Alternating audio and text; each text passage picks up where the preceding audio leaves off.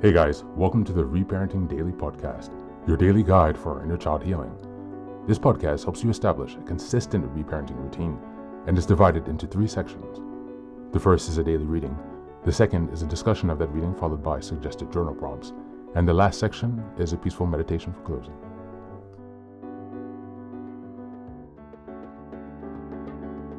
Good morning, good afternoon, and good evening from whenever and wherever you're joining us. I'm so glad that you're here as we continue on this journey of self-expansion and growth. If this is your first time, welcome. Now, before we dive in, I have a few quick reminders. Please like, share, and subscribe to this podcast on Apple Podcasts, Spotify, and YouTube. Your support here helps us spread the word, allowing us to continue to grow this community. Next, I'd like to introduce our Patreon group, where we have 3 weekly meetings. On Sundays, we have a meditation meeting. On Tuesdays, we have book club meeting. And on Thursdays, we have open topic discussions. These meetings take place at 6 p.m. CEST, so Amsterdam, Paris time. For my next announcement, I'd also like to introduce the Reparenting Daily journal, which you can find on Amazon. This journal follows along with the podcast, so each weekly and monthly themes are reflected in the journal. It provides space for you to keep your notes with plenty of extra resources on each topic to be discussed. It's an excellent tool, and if you purchase it, you can join our weekly meetings for free. Just send me an email and we'll get you linked in.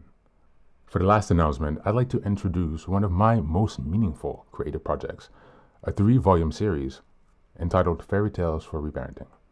Now, you might be wondering, why fairy tales? Aren't those just for kids? But through my personal healing journey and in studying the work of Carl Jung, Marie-Louise von Franz, and other spiritual and psychological traditions, I've come to see fairy tales as powerful symbolic maps for transformation. They carry deep, timeless wisdom, especially for those of us doing the hard work of reparenting ourselves. The series follows the structure of the hero's journey. Volume 1 explores the wounded child, stories of loss, betrayal, and innocence. Volume 3 is about the trials of endurance, cunning, and self-discovery. And Volume 3 is the return, stories of transformation, power, and wholeness. Each story is followed by journal prompts and space to reflect on how each story connects to your own inner healing journey. These are not just tales, they're tools. They're an invitation to connect with the part of you that still believes in magic and possibility and healing. You'll find both familiar classic and lesser-known stories from cultures around the world, offering you fresh insights and inspiration on your path. All 3 volumes are now available on Amazon. Your support means so much to me, not just for this project, but for the larger mission of helping myself and others reconnect inwardly. Reparenting is like nurturing a bonsai tree. It's not fast, it's not flashy, but with care, patience, and consistency, it will transform you. Thanks so much for being here and for supporting this work, and also for committing on your personal journey of self-expansion. Now, without further ado, let's dive into today's practice.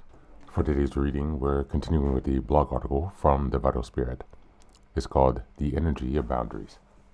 And just as a reminder, we're in July, and the theme is establishing boundaries and assertiveness. We're in week 4, which is July 22nd until the 31st. And the theme for this week is maintaining healthy boundaries. The downside of merging. Empaths lose themselves in unconscious merging. Their merged energy systems and their highly sensitive nature means they feel what others are feeling, and sometimes more intense than the other person. Being entrained in their emotions makes it hard for empaths to be honest about how they feel if there is a chance they could upset, anger, or hurt the other person if they are merged with energetically. As you can probably understand, most empaths are conflict avoidant, choosing to bury their feelings, and in many cases bury them so well the empath doesn't even know them. The unfortunate result of merging unconsciously are a lack of honesty with friends and family, a lack of emotional integrity within the empath, and a loss of identity as they lose touch with their sense of self.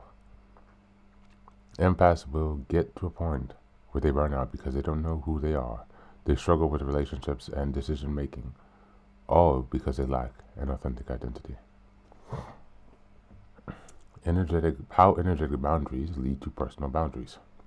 Personal boundaries didn't make sense to me until I developed energetic boundaries. I understood the language. I knew boundaries logically, but not viscerally.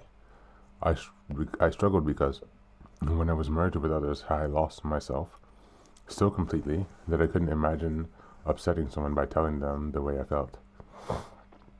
I would go along with them because it was so uncomfortable not to.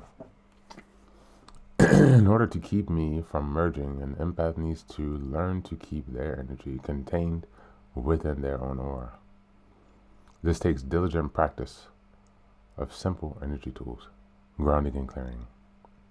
When an empath learns to keep their aura cleared from other people's energy, that feels acts as insulation, a buffer that mutes other people's thoughts, feelings, and energy.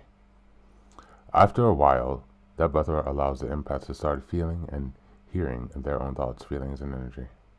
Their authentic personality emerges over time. Once it surfaces, the empath is free of energy of friends and family, begins to naturally act in their own self-interest. Setting and holding personal boundaries can take time and practice, but the instinct to hold a boundary is the very visceral experience of a boundary is finally possible when the empaths fully protect their energy.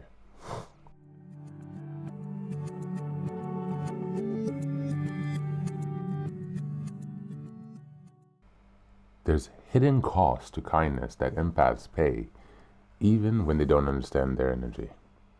When we unconsciously merge with others, we don't just feel what they feel, we become what they feel. Over time, this wears away our sense of self, and we start making decisions that feel safe but aren't actually true. The article makes a vital point. You can't set a real boundary until you've reclaimed your energy field. Without grounding and clearing, empaths are basically shapeshifters, morphing to please, to soothe, to survive. But the more we do that, the more we lose our honesty, our emotional clarity, and our very identity. Assertiveness starts energetically. Before the word no, or that doesn't work for me, can form in your mouth. They have to exist in your aura, in a field that is yours, not filled with residue from everyone else's needs. So if you struggle with boundaries, it's not because you're weak, it's because you're leaking. The practice is simple but profound. Ground, clear, and contain your energy. Then see what you actually want and speak from there. As we go into the journal prompt today, where in my life do I still feel merged with someone else's emotions, needs, or expectations?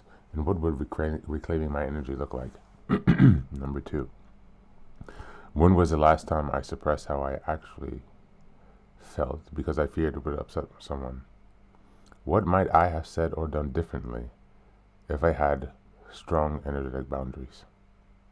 And number 3, how would my day-to-day decisions change if I were fully grounded, clear, and energetically sovereign?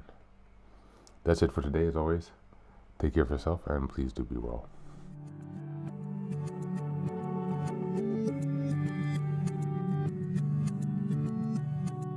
Welcome back. Now, this is the third and final section of the daily podcast. This is your silent meditation. Please go ahead and find a space where you can be comfortable and undisturbed, where you can relax and spend some time with yourself for this 10-minute silent meditation. You can choose to be sitting, standing, lying down, or in whatever position makes you comfortable today. Take a moment to simply be with yourself. Focus on your breath and gently connect with each part of your body. If thoughts arise, don't let them overwhelm you. Just observe them without attachment.